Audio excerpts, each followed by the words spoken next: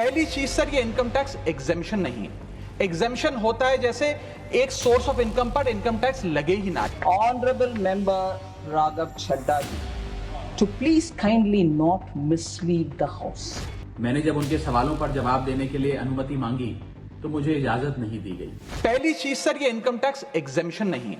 Exemption होता है जैसे एक सोर्स ऑफ इनकम पर इनकम टैक्स लगे ही ना। जैसे कि इस देश में एग्रीकल्चरल इनकम, खेती बाड़ी से जो कमाई होती है उस पर कोई इनकम टैक्स नहीं लगता, ये वो नहीं है। ये टैक्स डिडक्शन भी नहीं है। टैक्स डिडक्शन होता है कि फर्ज करिए आपने साल में 15 लाख रुपए कमाए, इनकम टैक्स डिडक्शन आपको 12 लाख रुपए की मिली, तो 15 घटा 12, 3 लाख पर आपको इनकम टैक्स देना पड़ेगा। ये टैक्स डिडक्शन भी नहीं है, ये टैक्स रिबेट है। यानी कि 12 लाख तक अगर आपने पैसा कमाया साल में तो आपको इनकम टैक्स नहीं देना, लेकिन जैसे ही 12 लाख से ज्यादा, फर्ज करिए आपने 12 लाख 1,000 रुपए कमाया, तो पूरे 12 लाख 1,000 पे आपके स्लैब अनुसार आपसे इनकम टैक्स वसूला जाएगा। और दूसरी चीज, कैपिटल गेन्स पे, यानी कि अगर आप अपने कोई मकान बेचते हैं, सोना बेचते हैं, इक्विटीज बेचते हैं, शेयर्स बेचते हैं, उस पर जो कैपिटल गेन पे, मुनाफे पे लगता है टैक्स, वो इस 12 लाख की सीमा में नहीं आएगा, उस पे आपको अतिरिक्त टैक्स देना पड़ेगा। About the 12 lakh rupee, I honestly want to request humbly Honorable Member Raghav Chadda ji to please kindly not mislead the House. I don't mean he intended it to do. I don't think he intended to mislead the House. But the way he put the whole detail about the personal income tax, which has come in this budget, sir, 25-26, we issued FAQ. Just as soon as I finished my speech, the FAQ was put out. Lots of people who asked the questions have all been comprehensively given explanation. For an honorable member to come to the House and say, no, you will pay entirely every rupee post your 12 lakh salary. No, the marginal relief takes it further down. You don't need to pay till about 12 lakh. 12 lakh 75,000, but you don't end up paying. Mr. Raghav ji, you have already spoken. No, that's please zero, record. and Not after going to record. No, 12.75. please take your seat. Please take. Yes? Please. 12 points. Sir, for his understanding, Raghav Chadda, honorable member, kindly indulge me. I will give you number by number. Listen to me. Sir, 12 lakh 10,000. If suppose the person earns more than 12 lakh, that was his core worry. I'm saying, if he earns more than 12 lakhs, suppose he earns 12 lakh 10,000, the tax without marginal relief would have been 61,500.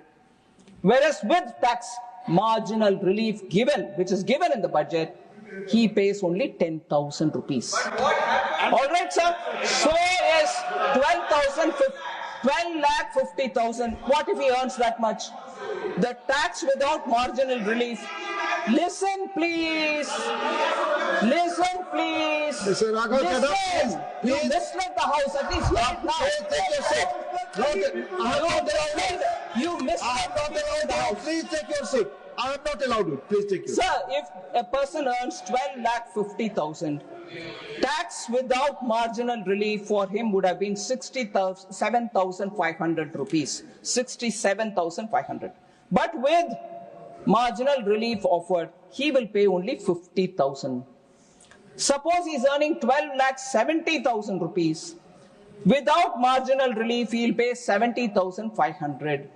Whereas with marginal relief, he pays 70,000. And it is only when he reaches 12 lakh 75,000, his tax will be 71,250 with or without marginal relief. All right, that is it. What do you expect me to go on till 20,000? So, Raghav Chadda being a chartered accountant, I repeat, सिर्फ माननीय is वित्त only मंत्री की बात जारी रखिए। आप बैठ जाएं। हर वक्त डिस्टर्ब न करें, and बैठ this जाएं। is put out openly. There's no hide and seek in this. This is put out, the calculation are put out openly. And a chartered accountant keeps repeatedly saying, that's exactly what I'm asking. I'm saying that in written and in oral. What more does he want? I've not hidden anything here.